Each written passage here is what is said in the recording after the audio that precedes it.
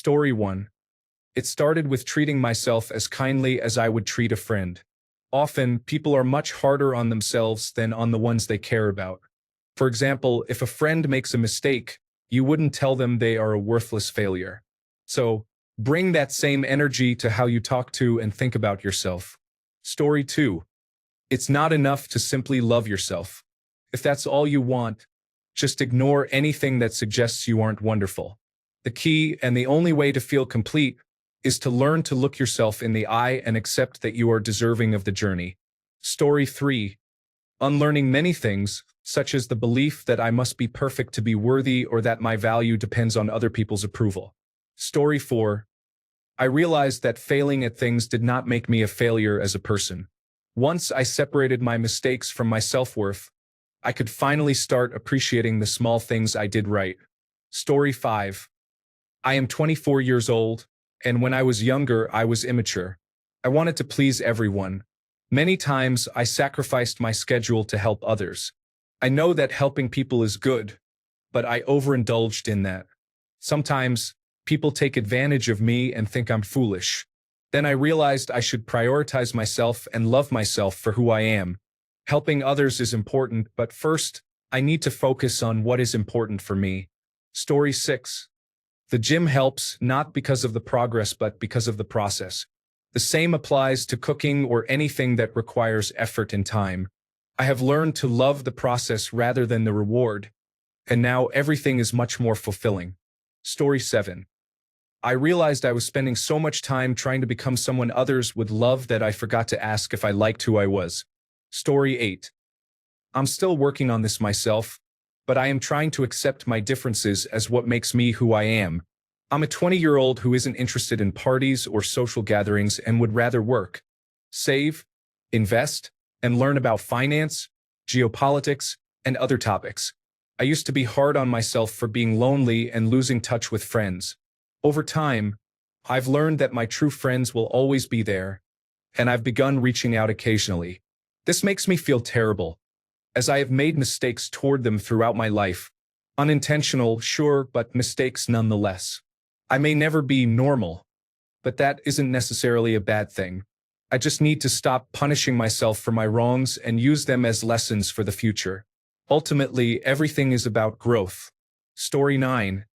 It started by spending time with the right people. I learned to love myself through them and by observing how they love themselves. Story 10. I am 33 years old and still learning this, to be honest.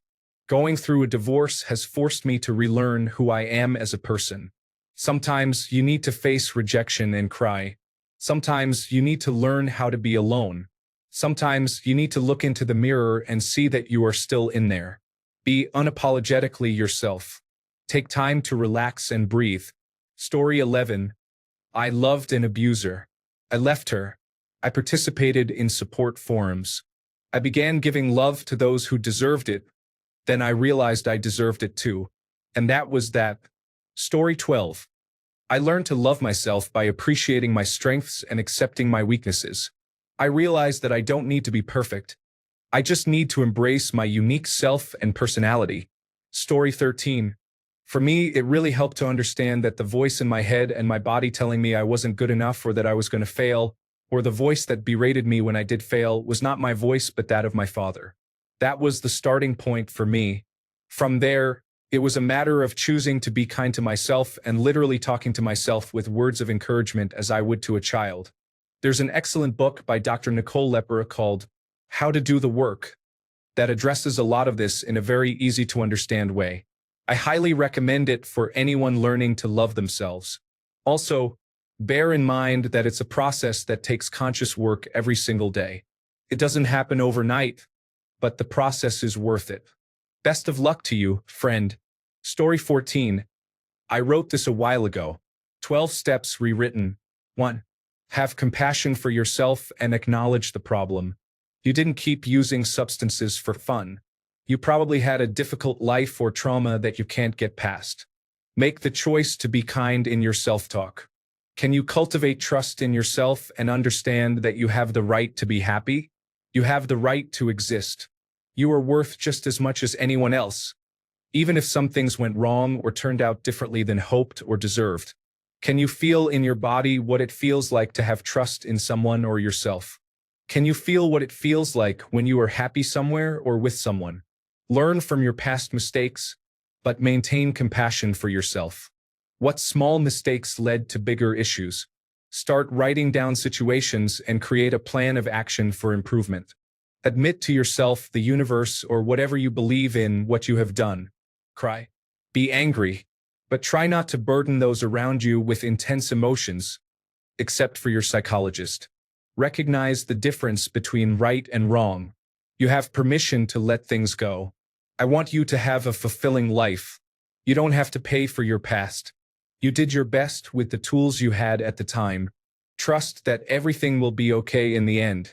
You are already good enough and already forgiven, as long as you don't give up on trying to be a good person. Make the choice and intention to do things differently or better tomorrow or the next time. Be vulnerable, but only with people where it feels safe. You can expand on this later, as this process can help reduce your fear of consequences. Avoid putting yourself in situations you know you cannot handle. It would be beneficial to reach out to people and offer a sincere apology. Sometimes people may react angrily.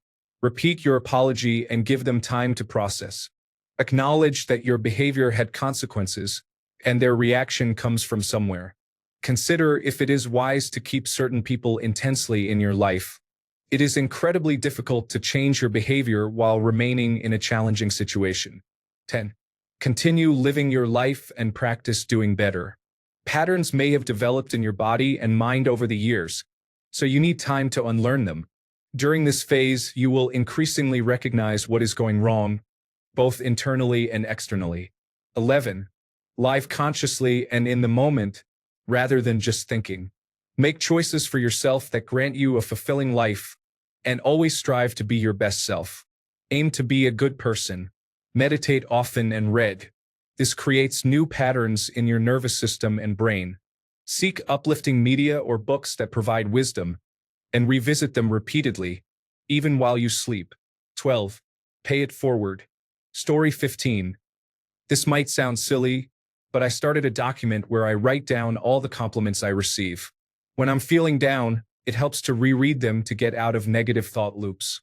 I focus on the meaningful ones. For example, a person I admire once told me they admire my bravery in following my desires. That was powerful because I generally don't see myself that way. I also try to speak to myself kindly, as I would to a friend. Finally, meditation helps. I don't specifically focus on self-love. I meditate to feel connected with the universe. If you feel one with everything, it's hard not to love yourself. I haven't done it in ages, but some people have had good results with mirror work. You can find exercises online. Basically, whatever you choose to do is good, but you have to be consistent. Story 16. Gratefulness. When you see how lucky we are, it's a great time to be alive. Realizing that loving yourself gives you confidence in everything you want to achieve, and that celebrating small victories is precious. It also helps with loneliness because I feel good about myself. Story 17. It wasn't easy, and I'm still learning.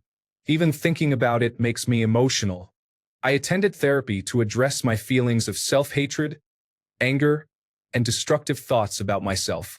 I felt useless, like a bad person, or that I was lazy or unintelligent.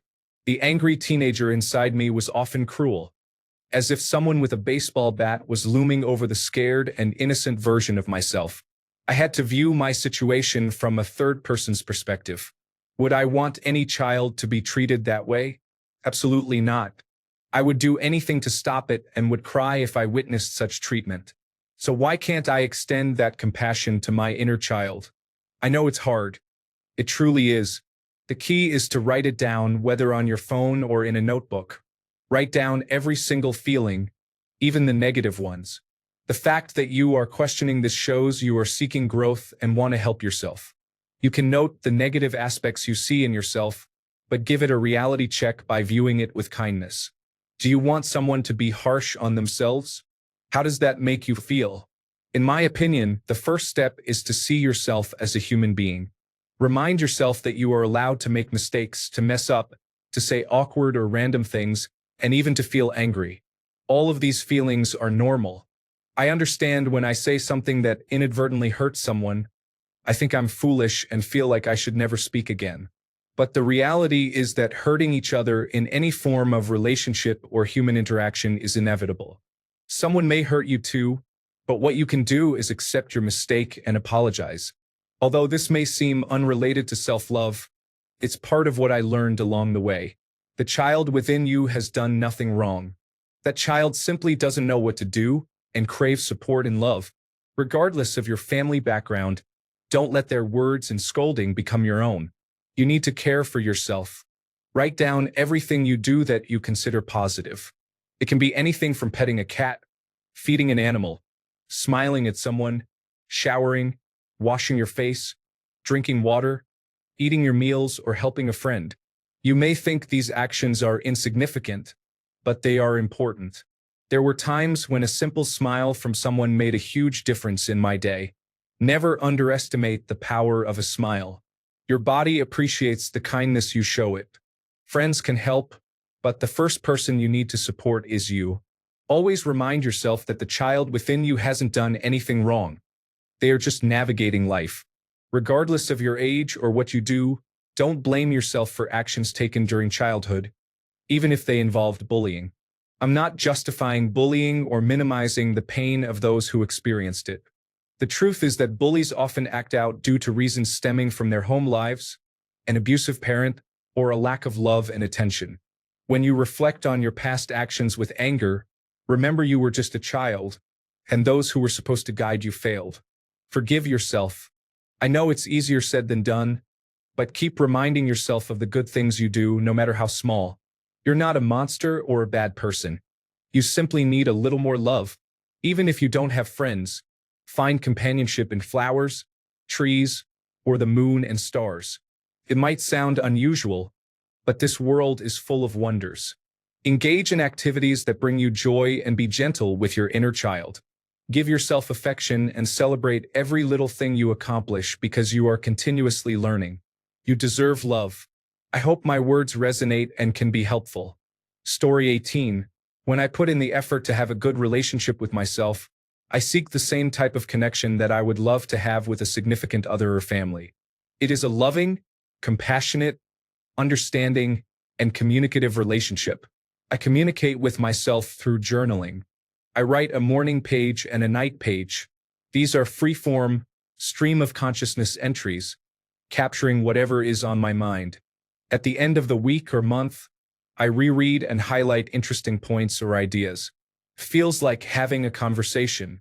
I treat myself as if I am my own parent to my inner child. I encourage myself when needed and forgive myself when necessary. I recognize when my inner child is in distress, and I take the time to listen and be present with myself. I put in considerable effort to understand myself, why I behave in certain ways, what my traumas and triggers are, what motivates me, and which actions and qualities make me proud. By putting all of this together, I have cultivated a loving relationship with myself that fills the void in my heart. I no longer seek relationships or love everywhere I go. Instead, I enjoy my own company and open my heart to anything and anyone without fear. I take pride in who I am and in the choices I make. If being proud can be seen as vain, then I would say yes, I would date myself. Story 19. Going through experiences and situations has pushed me to learn more about myself. I have developed self-awareness and appreciation for my personality. I am accepting myself for who I am and focusing on a healthier lifestyle, which has many benefits, including mental clarity and sharper focus. Story 20. By accepting my flaws and celebrating small wins, I took time, but self-compassion beats self-criticism every time. Story 21. It hits the hardest when the people you never expected are the ones who bully you. When it happens more than once, it breaks you. You become tired of constantly trying to please others, so you decide it's time to change everything, starting with yourself. How? By choosing to love yourself. Some people won't like the new you, but eventually you stop caring about who leaves. Took me more than a decade to learn that. Story 22. started by acknowledging and accepting the things I can and cannot change. I stopped dwelling on what ifs and focused on even ifs. Even if you think you fall short, you are capable of loving yourself and pursuing whatever your heart desires. I also realized that most people are too busy with their lives to care about my perceived flaws, so I should do the same. It's difficult, but I stopped listening to every thought in my head. At the end of the day, I try to list 3 things that I'm grateful for, such as enjoying a good meal. Story 23. I have always stayed true to myself. I don't care much about what people think of me. Their opinions mean little in the grand scheme, though if they challenge a behavior, I will consider their perspective. No one is perfect, and I accept that I can be wrong in my approach to a situation or attitude. There are many ways to love yourself, inside and out, and I wonder if anyone truly loves themselves wholeheartedly. I could discuss this topic for days. Story 24. It starts with recognizing your strengths. Are you charming? Do you dress well? Are you a good athlete? Are you kind to strangers? Are you a good tipper? Are you a good lover? Are you well-read? Are you smart? Are you funny?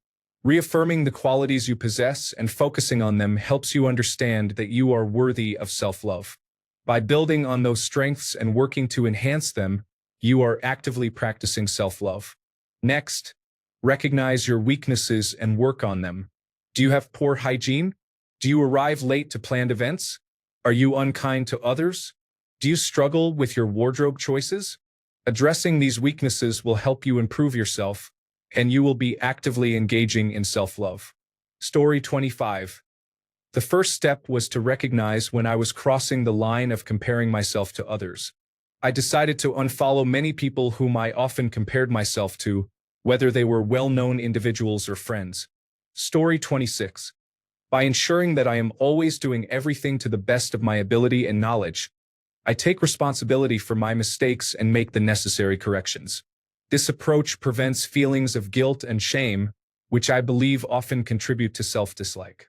If you know you are a good person, continue to affirm that to yourself. It doesn't matter what others think or say. Self-acceptance is what truly matters. Maintaining integrity will always enhance your self-esteem. Story 27. Something unexpected happened in my life, and suddenly, I started to love myself and my company. Story 28. By saying no to what I do not want and yes to what I do want, I stopped being indifferent when I am not. I changed my mind and I no longer feel guilty. Story 29. I found $10 on the ground yesterday and used it to buy a pre-rolled joint from a dispensary down the street, which was large and enjoyable, especially since I am currently unemployed. I lit it up again this morning and got carried away, almost passing out on my way back inside the house. I vomited all over my sweatshirt and thought to myself, I've been vomiting a lot lately. I guess I'm just someone who vomits now. I reminded myself that no one has ever died from smoking cannabis and that the next generation should probably address concerns about immortality. I guess I'll just make some decent clothing for them to do it in.